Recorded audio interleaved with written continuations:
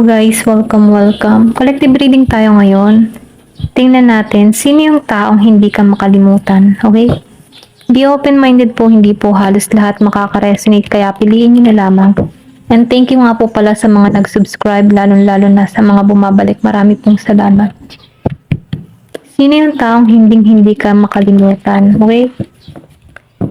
Give me the message. Sino tong tao na hindi ka makalimutan?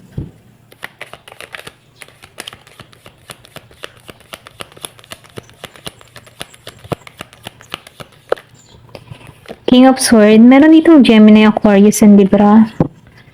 So, nafe-feel ko dito, no? Meron ditong message. Ito yung tao na matatag, matapang. May pagka-pride to. Okay, malakas yung ego. Alam mo yung tipo na may ego siya, pero hindi kanya rin makalimutan. Yung ganun. Kumbaga, mataas yung ego niya, pero hindi kanya makalimutan. Ayaw niyang ibaba yung ego niya. Ganun yung energy nito. Matalino to, nafe-feel ko din dito na madiskarte din to, okay? Medyo ma-pride to. Ito lang yung nafe-feel ko sa tao na to. Sa King of Swords, Gemini, Aquarius, and Libra. Meron siyang ugali na may pagka-arugante, pero nakikita ko dito ng transformation na nangyayari sa tao nito. May pagka-prangka, okay? Ito lang yung nafe-feel ko. Seryoso. Ayan. Dito sa Seven of Wands, meron ditong Aries, Leo, Sagittarius. Yung iba naman sa inyo, nakikita ko dito yung klase ng tao na yung hindi makalimot sa'yo dito. Para siyang open sa lahat, okay? Kumbaga, itong tao nito na, yung bang, once na mag-chat ka sa kanya or kausap mo siya, open pa rin siya. Open pa rin siya sa pakipagkasundo sa'yo. Kumbaga, itong tao nito, hindi to nagpuput ng boundary pagdating sa'yo. Welcome na welcome ka para rito. Ito lang yung nakikita ko kasi para siyang mahilig tong mag-explore, mahilig tong maki-flirt or ganun. Kumbaga medyo maharot o ganun. Ito lang yung nafe-feel ko na meron ditong tao, maharot. Okay kung meron ka mang ganung person, madali siyang makakuha ng makakausap, mga ganyan. Okay? Kasi nafe-feel ko dito open siya sa lahat. Ganyan. Give me the message. Pero itong tao na ito, kahit open to sa lahat, ikaw yung bukod tangay para rito, okay? Pwede rin sabihin, libangan niya lang yung iba, pero ikaw iba ka, ganyan. Hindi ka na ito makalimutan. Give me more information. May pagka-childish to. And then yung iba naman sa inyo, Scorpio, Cancer, and Pisces. Marami tong option. Kumbaga, hindi siya matali sa isa. Ito lang yung nafe-feel ko. Siya yung tipo ng tao na hirap-hirap mamili. Kumbaga, kahit nandyan ka na, naghahanap pa rin to ng, alam mo yun, yung tipo naghahanap pa rin siya. Ganun yung energy ng tao na ito. Meron ditong Year of the Snake and Year of the Dragon. Kumbaga itong tao na ito, maraming pinagpipilian. Hindi ba siya makontento sa isa? Ito lang yung nakikita ko. Kumbaga, ang dami niyang choices. Dahil sa dami niyang choices, hirapan siya kung sino yung pipiliin niya dito. Ito lang yung nakikil ko sa tao na to. Give me the message. Ano pa yung mensahe? So, meron ditong Four of Cups reverse. Meron ditong Scorpio, Cancer, and Pisces. Siya yung tipo ng tao na walang pahinga, okay? Kumbaga, once na ito yung nagtrabaho, dire-diretso. And then, nafe-feel ko dito, may pagka-isnabero to. Or pwede rin sabihin na,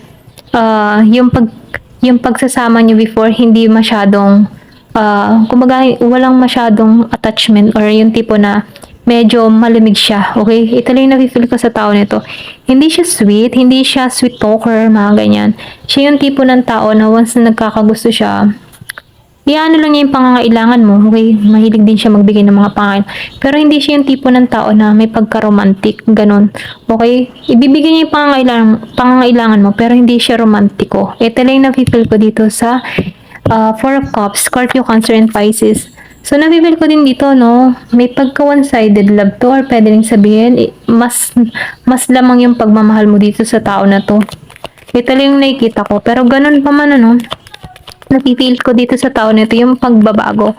Kung before, para tong binabaliwala ka, hindi kanya pinagtutuunan ng pansin, nafe-feel ko dito yung pagbabago sa tao nito. Okay, maybe, nagkakaroon na to ng realization dito sa Four of Cups. Give me the message kasi may pagbabaliwalang ginawa sa'yo dito before pero ngayon, nafe-feel ko dito na meron tong gagawin, okay? Give me the message. Sino pa yung hindi ka makalimutan. So, meron ditong Leo. Nafe-feel ko itong tao na ito, no? Siya yung tipo ng tao na kumikilos. May pagkaano to eh. Kumbaga, meron tong lakas ng loob. Once na meron tong ginusto talagang gumagawa at gumagawa ng paraan para makuha niya lamang. Ganun yung energy ng tao nito. Kasi itong tao nito, no, malaki yung transformation na nagaganap sa kanya. Meron tong tapang or pwedeng sabihin meron tong katungkulan sa trabaho. Okay, ito lang nakikita ko kasi meron siyang kakayahan eh, meron siyang lakas ng loob na tulad ng isang leon. And then nakikita ko rin dito, no, open yung crown chakra nito. Malakas yung intuition, instinct ng tao nito. Madiskarte. And then na-feel ko din dito, no, mahilig to magplano. Okay? Pero lahat ng mga pinaplano na to nagiging matagumpay. Kumbaga na-feel ko din dito yung pagiging ano siya, parang masyado siyang matrabaho, okay? Maybe kaya kayo dito ay nagkalayo, mas priority niyo yung work or pwede rin hindi siya masyadong na-contact sa'yo or pwede rin sabihin na masyado siyang workaholic. Ito lang na-feel ko dito sa tao na to, okay? Pero ganun pa man, na-feel ko dito yung katapangan ng tao na ito, okay? Ito lang nakikita ko. Give me the message. Ano po yung mensahe? Sino yung hindi ka makalimutan? So, meron dito Knight of Swords. So, ito naman yung tipo ng tao na sugod ng sugod, hindi nag-iisip, okay? Kumbaga, siya yung tipo ng tao na may pagkilos, okay? And then, nakikita ko rin dito, no? Na once na may ginusto tong tao nito, Gemini, Aquarius, and Libra, talagang gusto talaga niya, ganun. Kumbaga, kung gagawin ito yung lahat, makuha ka lang. Ganun yung energy ng tao nito. Meron akong nakikita ang message. Meron dito magbibigay ng mensahe sa'yo dito. Okay, malakas yung Libra. And then, nakikita ko rin dito, no, meron tong gagawing aksyon. Pwedeng masupresa ka sa tao nito. Meron pagsulpot or pwedeng sumulpot to sa bahay mo. Kung alam nito ng bahay mo, no, meron tong biglaang sulpot, ayan. So, meron dito Six of Swords. So, nakikita ko dito, no, yung iba sa inyo, nagkaroon ng separation dito. Sa Six of Swords, meron na tong anak, or pwede rin sabihin ikaw, meron ka ng anak, or meron kang anak sa tao na to. Ito lang yung nafe-feel ko, inalisan mo to ng mabigat ang kalooban, pero naaalala ka ng tao na ito. Ito lang yung nakikita ko, no. Inalisan mo to ng sobrang bigat ng kalooban or pwede rin sabihin na meron ka nasaksihan, merong problemang dumating sa inyo dito na kung saan inalisan mo to ng mabigat. Ito lang yung nafe-feel ko, inalisan mo to ng may sakit. Pero yung bang tipo na na-realize mo na kailangan ng umalis or kailangan mo ng tumahak ng ibang landas kasi ang bigat-bigat na, okay? Kumbaga ikaw na mismo dito yung nagpasya na alisan ito. Ito lang yung nakikita ko. Meron ditong Gemini, Aquarius, and Libra. So, yung iba naman sa inyo, no, yung hindi makalimot sa'yo, meron kayong conflict na nangyari, away, gulo, or pwede rin sabing argumento. Meron ding, masyado tong tao na to competitive, no, yung tipo na hindi to papatalo. Once na kahit may kasalanan to, hindi to susuko, ganun siya katapang. Ito lang nakikita ko. Pero ganun pa man, no, naaalala ka niya, kahit meron kayong away, hidwaan, or pwede rin sabihin, galit ka sa tao nito, naalala ka nito, ito lang nakikita ko. So, tingnan natin. So, anong plano nitong galit na to, no? Kasi nakikita ko dito meron nagkaroon ng away. So, anong plano nito? Give me the message. Bakit lumabas ang 5 of Wands? Yan. Tumalsik agad. So, nakikita ko dito, no? Kaya meron kayong away. Meron kang nahuli sa tao nito. Or pwede rin sabihin na, no? Meron dito involved na ibang tao o pwede rin pera, okay? Meron dito excuse me. Nagkaroon kayo dito ng parang nakorap or pwede rin sabihin may nabankrupt dito, meron dito business proposal na nagkagulo or meron dito hindi na ibigay or meron kang mga kinukuha dito pero hindi naging maganda yung usapan dito. Nagkaroon dito ng misunderstanding kasi hindi naging matagumpay yung connection or pwede rin sabihin business, okay? Ito lang yung nakikita ko dito sa Nine of Cups. Meron dito nag-away. So, itong tao nito na iniisip ka ng tao nito, naaalala ka nito. Ito lang yung nafe-feel ko.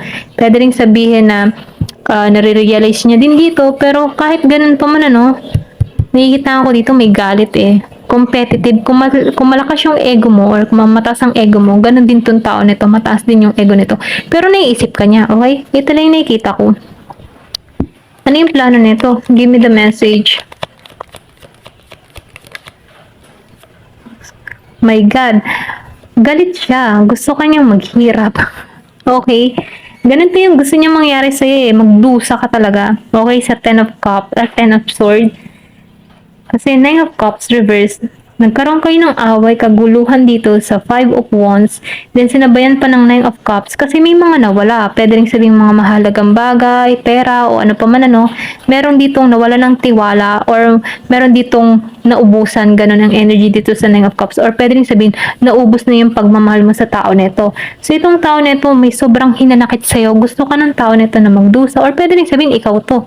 Ano, ikaw yung galit dito na gusto mo yung person mo dito magdusa. Kung ano man yung naranasan mo, gusto mo magdusa din ito. Ito rin nakikita ko, meron dito nagbitaw ng curse. Okay, or pwede rin sumpa, or meron ka dito mga binanggit na salita na sobrang sakit. So, meron dito nakakaranas ng anxiety, dusa, okay, paghihirap dito. Pero ganun pa man ano, Queen of Wands, and Two of Cups. So, itong taon na ito, gusto nitong makapagkasundo dito. Okay? Ito lang nafe-feel ko. Scorpio, Cancer, and Pisces, Aries, Leo, Sagittarius. Kasi meron ditong away, gulo na nangyari dito. Okay? Sa 5 of Wands. Then, sinabayan pa ng 9 of Cups. Then, sinabayan ng 10 of Swords. Ito yung gusto niya mangyari. Kumbaga, magdusa, maghirap ng tao nito. Okay? Kasi, binigyan siya ng pasakit dito. So, ngayon, nakikita ko dito sa Queen of Wands reverse, na-feel ko dito, no, na itong tao neto ay nagkakaroon siya ng, kumbaga, nahihirapan siya sa kanyang sitwasyon dito sa Queen of Wands reverse, sarado yung kanyang kaisipan. Maybe, napapabayaan rin ng tao neto yung kanyang sarili dito sa Queen of Wands reverse. And then, nakikita ko rin dito, no, nawawalan siya ng pag-asa dito. Pero ganun pa man, ano, kaya ka naiisip ng tao neto, gusto nito makipagkasundo sa'yo, okay? Kasi ramdam niya yung hirap eh. Dito sa 10 of Sword. Pwede rin sabihin, meron ka mga nabigkas dito, meron ka ditong nasabi, kaya nararamdaman ng tao nito. Pwedeng meron ka ditong masakit na salita na nangyayari sa tao nito. Pwedeng nasumpa mo tong tao nito, or pwedeng meron ka mga masasakit na salitang nabitiwan dito. Kaya itong tao nito, no, nahihirapan siya dito sa 9 of Cups and 10 of Swords dito. So, siya ngayon, pulos negatibo sa Queen of Wands. Sarado yung instinct, sarado yung isipan niya. Pero ganun pa man, ito yung gusto niya mangyari, magkita kayong muli. Pwedeng humingi ng tawad or pwedeng sabihin makipagkasundo sa'yo dito sa 2 of Cups. Gusto na nito ng pakipagkasundo dito, okay? Ito lang yung nakikita ko. So, tingnan pa natin dito, no, kung ano pa yung mensahe sa'yo. Kung kilala mo may yung tao na yan. Kasi napipil ko dito, merong nagalit eh, nagbigay ng sumpa or talagang nag-curse dito sa tao na to, kaya nahihirapan to. Okay? Meron ditong Gemini, Aquarius, and Libra. Meron din ditong Aries, Leo, Sagittarius, and Scorpio, Cancer, and Pisces. So, nahihirapan siya. So, meron ditong gustong makipagkasundo. Give me the message. Ano pa yung mensahe? Sexuality. So, yung iba naman sa inyo, no, nafe-feel ko dito na malakas yung sex appeal. Excuse me. Pwede rin sabihin na, no, malakas yung appeal mo pa rin sa tao neto, kaya naiisip ka neto, malakas yung iyong alindog, or pwede rin sabihin, ikaw yung tipo ng tao na mapang-akit. Kaya itong tao neto, no, nafe-feel ko dito na hindi ka makalimutan. Yung iba sa inyo, no, hindi halos lahat. Ito lang nakikita ko. Kasi nakikita ko dito yung lakas ng appeal. Okay? Meron dito na victim consciousness. So, nakikita ko rin dito yung iba sa inyo, maraming isipin, maraming pinoproblema, maraming pumapasok na negatibo sa kanyang isipan. Meron ditong Year of the Snake. And then, nakikita ko rin dito, no, sinasabihan ka dito na tanggalan tong mga negatibong pumapasok sa isipan. Meron dito nag-iisip sa'yo. Ito lang yung nakikita ko, no. Give me the message. Meron ako nakikita ditong wolf. May pagka-sneaky. Inner child. So, sinasabihan ka dito, no, sundin mo yung instinct mo dito, na sundin mo yung intuition mo, kasi nafe-feel ko dito marami kang takot dun sa iba, no? Marami ditong takot na nararamdaman. Pwede rin sabihin na sinasabihan ka dito na ibalik mo yung dating ikaw, yung bata ka, na wala ka pang, yung tipo na huwag mong tanggalin yung pagiging mong pusong bata, ganun, okay? Ito lang nafe-feel ko.